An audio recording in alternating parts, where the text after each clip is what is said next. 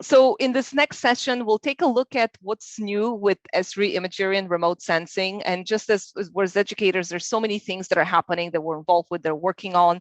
And as we have expressed yesterday and sort of all along, it's very difficult to keep up of what is happening, what are the new things happening, new capabilities that are out there. So we'll take a little bit of time, and Peter Becker is going to share with us what is new with Esri imagery story. So with that said, let Peter take it from there. Thanks, Jerry. Let me get started with what's new with Esri imagery and remote sensing. As you've realized, ArcGIS is a comprehensive imagery system. It's perfect for research, but also teaching students to be fully prepared for the workplace and driving them to be the future leaders in this field. ArcGIS has a lot of capabilities, and in imagery, we break those down into 5 key areas: content, where does the imagery come from; management, how to manage that data and make it accessible; imagery mapping, which is turning that imagery into various products like orthophotos; analysis, which is the extraction of information from that imagery; and then visualization exploitation, to make that imagery integrate with various applications for human use. The imagery capabilities of ArcGIS are enabled through a suite of products that we refer to as ArcGIS Image. And this provides 4 different deployments, either in desktop, utilizing ArcGIS Pro and extending it with ArcGIS Image Analyst for ArcGIS Pro, in ArcGIS Enterprise by extending that with ArcGIS Image Server for ArcGIS Enterprise, within ArcGIS Online by extending it using ArcGIS Image for ArcGIS Online, and then also as ArcGIS Image Dedicated, which I'll explain later, provides compute to organizations. So let me start with ArcGIS Pro, which is a premium desktop GIS that includes extensive image management, processing, and visualization capabilities. Within ArcGIS Pro, you can load in all types of imagery, provide access web services, use what we call raster types to bring in imagery with their metadata, create mosaic data sets that I'll be coming to in a minute, but also work with things like multidimensional data, have access to hundreds of raster functions, perform orthorectification, georeferencing. There are a lot of capabilities directly within ArcGIS Pro. This then gets extended with ArcGIS Image Analyst for ArcGIS Pro. And this provides much more advanced functionality, advanced raster functions. It provides advanced multi-dimensional analysis capabilities, but also tools like image classification, change detection, deep learning, working with perspective imagery, motion imagery, stereo, as well as a pixel editor for editing potentially very, very large rasters. Next, ArcGIS Image Server for ArcGIS Enterprise provides 5 sub-capabilities. One is image hosting, which enables users to upload imagery to the server and have that served back. That imagery can be served back as tiled imagery, which streams the images back to the client applications, which then render it. And those client applications could be ArcGIS Pro or could be various web applications. Dynamic imagery, which is where clients make requests to the server then processes the data and returns literally instantaneously those results back to the client application. Image analysis, which is for large analytic jobs, enabling you to submit jobs to the server, which then gets processed and distributed processing and storage, creating very large data sets, which are then made accessible. And then author mapping, which is really that image mapping capability to create products such as orthophotos and terrain models and do things like aero triangulation on the server. This all works in an on-premise, but also can be easily extended to work in the cloud infrastructures such as Amazon and Azure. We're about to release ArcGIS Image for ArcGIS Online, which takes those capabilities of the enterprise and makes those available in an online pure SaaS form. And again, with that, you have the ability to host imagery, in other words, upload your imagery to ArcGIS Online, have that streamed from online as tiled imagery. That's not just cache, but really pixel values coming back to the client applications, enabling the dynamic imagery where the server is processing the data to return the results, and then also the image analysis capabilities. What we're also releasing is ArcGIS Image Dedicated. And this is realizing that there are organizations that have large volumes of imagery that they cannot upload into ArcGIS online, but also do not want to stand up their own infrastructure for ArcGIS Enterprise. So ArcGIS Image Dedicated enables users to define storage location anywhere in the world, as long as it's in Amazon or Azure. And then Esri will stand up infrastructure next to that storage that will provide those capabilities of streaming tiled imagery, dynamic imagery, and also performing any type of processing and analysis against those large collections of data. Let me move on to content. Content is something that we support immensely. So we support lots of different formats. I mean, literally over 150 formats are supported by ArcGIS with their different raster types, which means that we support not only the pixels, but also the meta information that comes with those data. We support data from different platforms, that's satellite, aerial, drone, and terrestrial data. We support a wide range of modalities. This is categorical data, multispectral data, LiDAR, radar, video. These are lots of different modalities. And then we also support the access to that data from services. These could be services such as OGC, WMS, and WCS, but more and more, these are services which are streamed from ArcGIS Image Server, and those include all types of imagery, but also services that Esri provides, such as in the Living Atlas, we provide access to all the Sentinel-2 data or the Landsat-8 data, and these are not just pretty pictures, but data sets that you can actually get access to all the temporal data and the multispectral data and have the services process and return that data. It also includes elevation data for the whole world. There are massive amounts of data sets which are available within the Living Atlas, and certainly I suggest you get your students to investigate that and see all the different data sets and what they can do with them all. Let's move on to image management. Image management is fundamental. It's the key capability of getting that imagery and making it accessible to users and then serving it out to a broader community. The aims of this really are to take that content that could be your user content, it could be partner content, it could be content from public data sets such as Landsat and Sentinel, or content from the Living Atlas, and make that accessible in the various applications.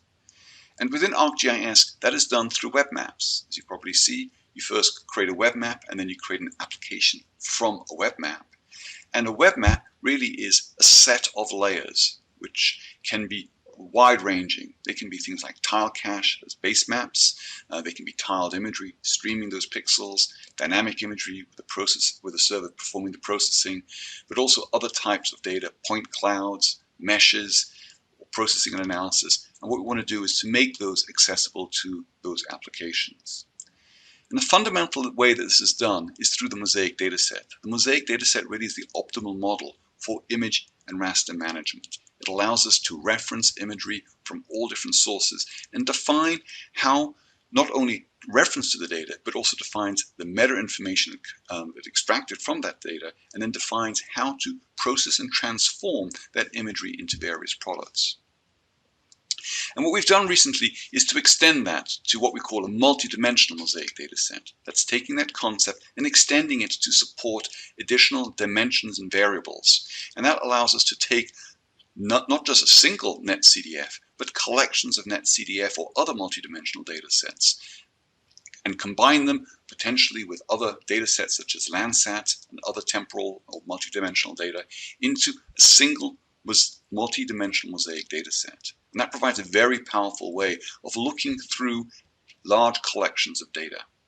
That has a lot of advantages, but sometimes there's a requirement to transform that into a pixel-aligned data cube.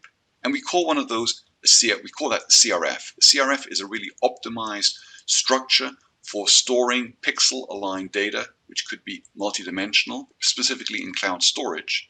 And we refer to that as a multidimensional CRF. And then what we also added recently was the ability to transpose that. And the key capability of that is to really enable fast temporal access to that data. So for management of data in ArcGIS, we've always had the ability to use ArcGIS Pro and manage that data. That data could be local data, it could be data sitting in the cloud, and that's done using mosaic data sets. Very often, once you have your mosaic data set and you're happy with the results, what you may want to do is to convert that into tile cache and upload that into ArcGIS Online. And that then makes that accessible, simple base maps for use in web and desktop applications. We've also had the ability to take that mosaic data set and publish it to Image Server, and that would allow us to access that as dynamic imagery, enabling users to access the imagery, pan and zoom around with the server processing that data. And as I explained, we've added hosted imagery, tiled imagery, image analysis, and author mapping to ArcGIS Image Server, really extending the capabilities of how it works within an enterprise. And that hosted imagery capability is something we sometimes refer to as user managed versus curator managed. So curator managed was more the capability that somebody within an organization collects together all the imagery for the organization and publishes that.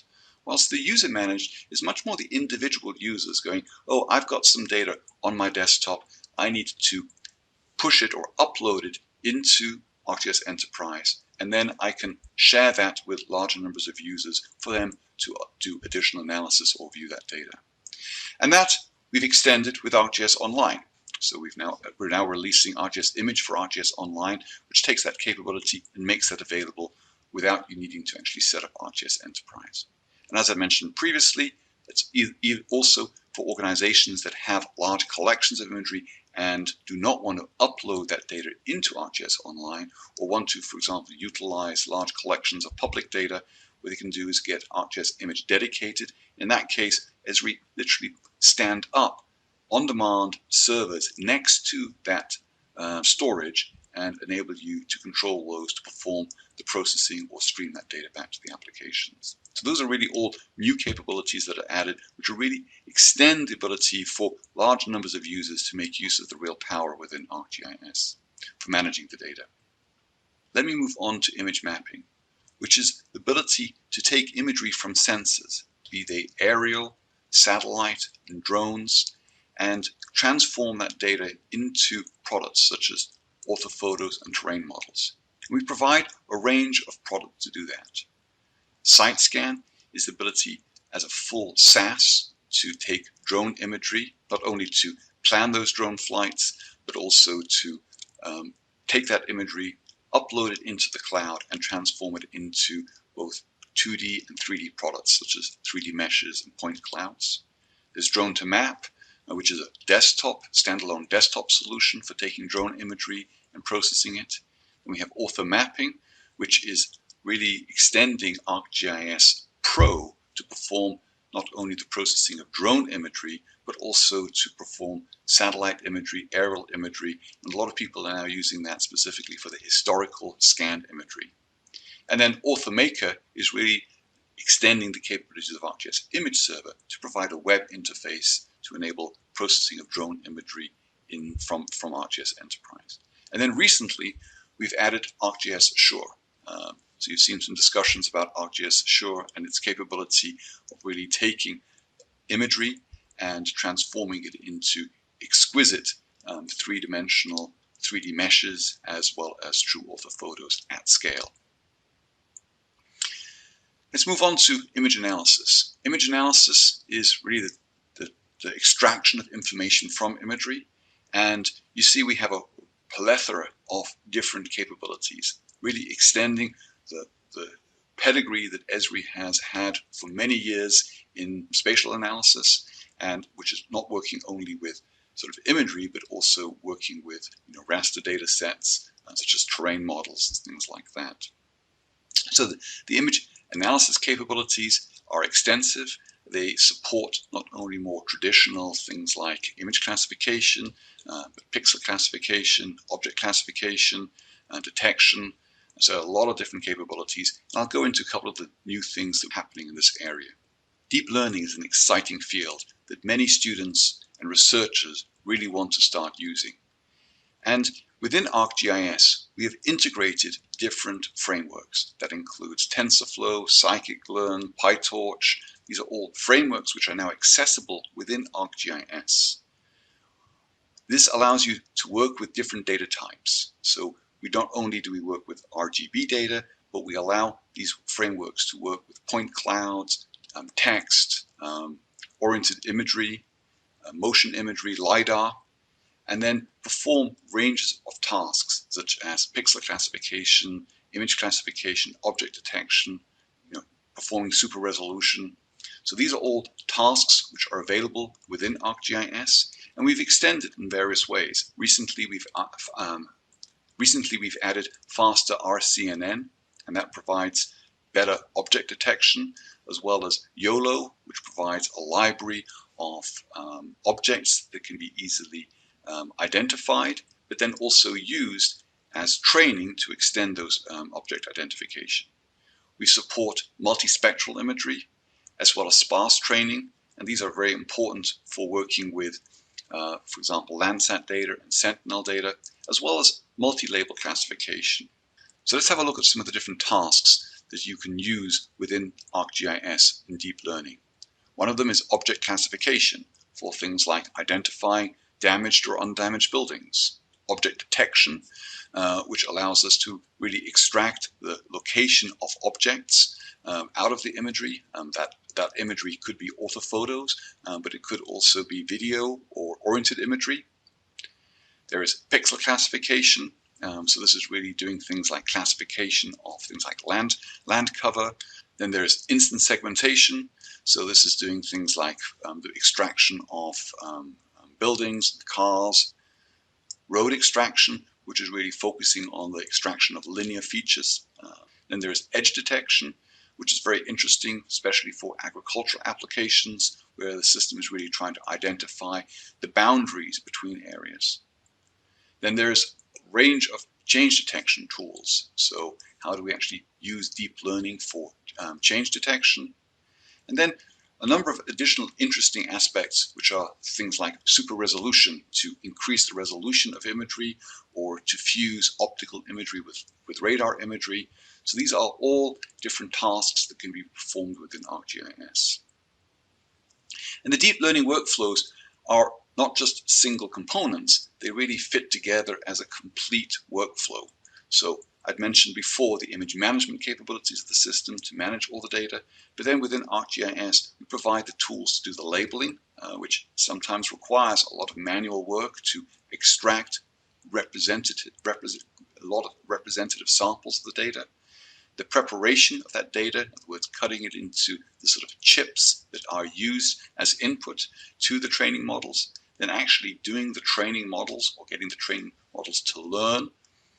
Once we have those models, then the actual inferencing to extract that information from potentially massive volumes of imagery. And then once that information has been extracted, really perform the analysis on that, very often moving in to use various other types of spatial analysis to determine the relationship between those different objects which are extracted, and then taking that information and further putting it into the application that makes use of it, which very often is a field application or some form of a monitoring application. So we really cover the full workflow end to end. Another new thing that we've recently released are actually pre-trained models. We realize that training deep learning can be an extremely arduous and expensive process to get those models trained up, because it requires potentially massive amounts of sample data. So what we've done is collected that sample data, performed the learning tasks, and then provide those pre-trained models available to users to literally download and utilize them for inferencing, or download them and use them as the basis for further training. So this really simplifies the process of applying deep learning to various applications. And you can download these deep learning packages from the Living Atlas. So you go to the Living Atlas, search for deep learning, you will find these packages, deep learning packages, and you can now download those and use those within not only the desktop applications, but also enterprise applications, as well as in ArcGIS Online. Another area is change detection. We've done a lot of recent work in improving the tools available for change detection. And these can be split into two groups. There is image-to-image change, which is really taking two images and trying to identify what is the difference between those. And then the time series analysis, where we're taking collections of images and looking through them, looking at time and seeing how things have changed in time. And that includes things like CCDC, as well as Landtrender. The change detection tools are new tools added to ArcGIS Pro, which provide guided workflows for taking one or more images and determining either categorical change or time series change or just pixel changes. Then there's Landtrender, looking at the different trends to identify when a forest was cut, monitor how it developed over time, not on a single pixel, but over a very large area. And that fits very well into the multidimensional raster analysis capabilities within ArcGIS, which are also extensive. And they allow us to take multidimensional data sets and aggregate them, perform trend analysis, predictive analysis, do things like anomaly detection. And that enables, and what we enable really, are the tools such as harmonic regression, to really take those data sets, look through time, and find trends. What is the trend in the data, and when does that trend break? So that allows a lot of very, very powerful analysis to be done. These analysis capabilities are not only available in the desktop, they're also available in the enterprise, and we're now adding those also to ArcGIS Online. ArcGIS Image for ArcGIS Online extends ArcGIS Online with these raster analysis capabilities.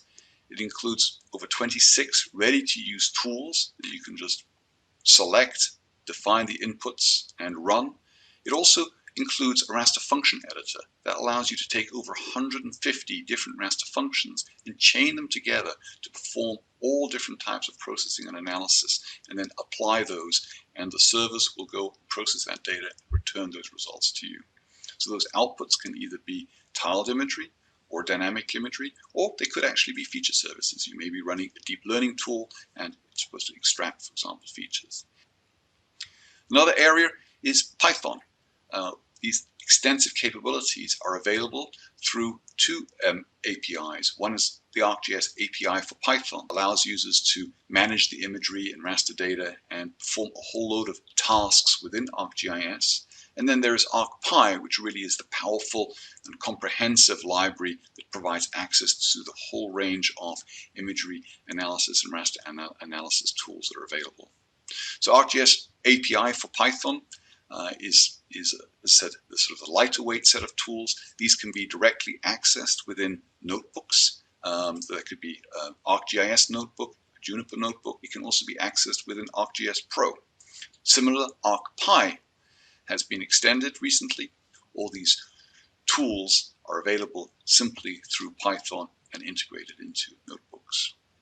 The last area I want to talk about is visualization exploitation. And this is about taking the imagery and the vector data that are created and making those accessible and usable to humans in various forms. So enable, for example, stereo display of the imagery, working with oblique imagery, working with motion imagery, multidimensional data I'd mentioned before, but then also taking those tools and making them accessible in mobile applications or web applications.